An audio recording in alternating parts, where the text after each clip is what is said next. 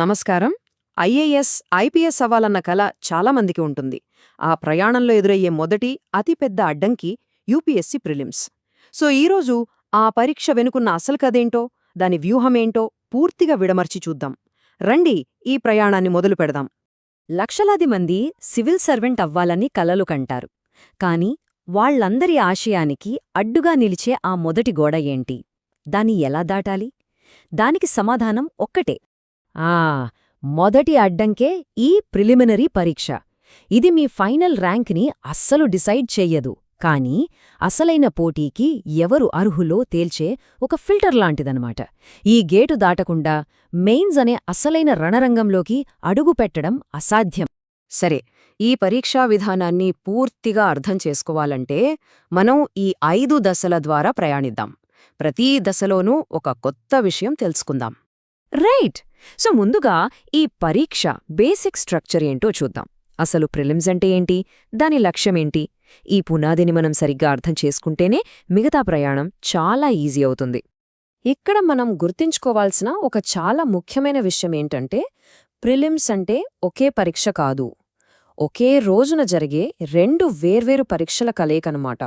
అవే general studies paper 1 మరియు CSAT అనే పిలిచే పేపర్ 2.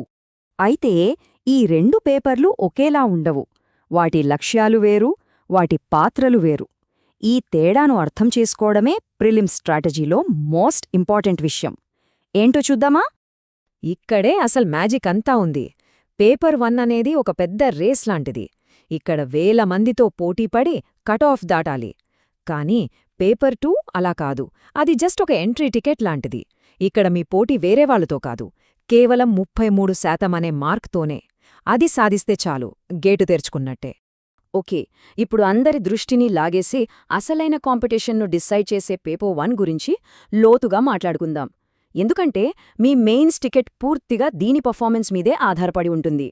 హిస్టరీ, జాగ్రఫీ దగ్గర్నుంచి పాలిటీ, ఎకానమీ వరకు, కరెంట్ అఫైర్స్ దగ్గర్నుంచి సైన్స్ అండ్ టెక్నాలజీ వరకు.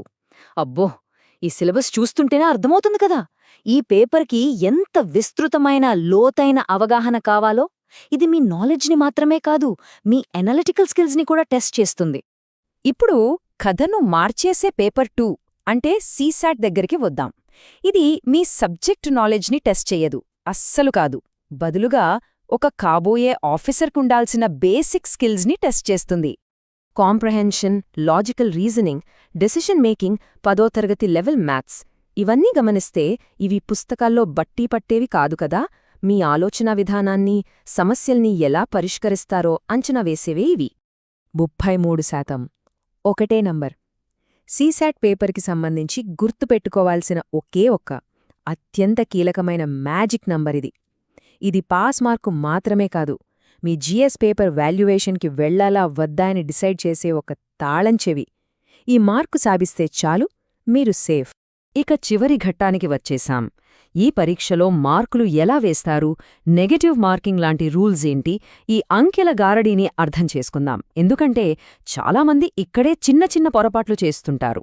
ఈ పరీక్షలో అతిపెద్ద విలన్ ఎవరైనా ఉన్నారంటే అది ఈ నెగటివ్ మార్కింగే.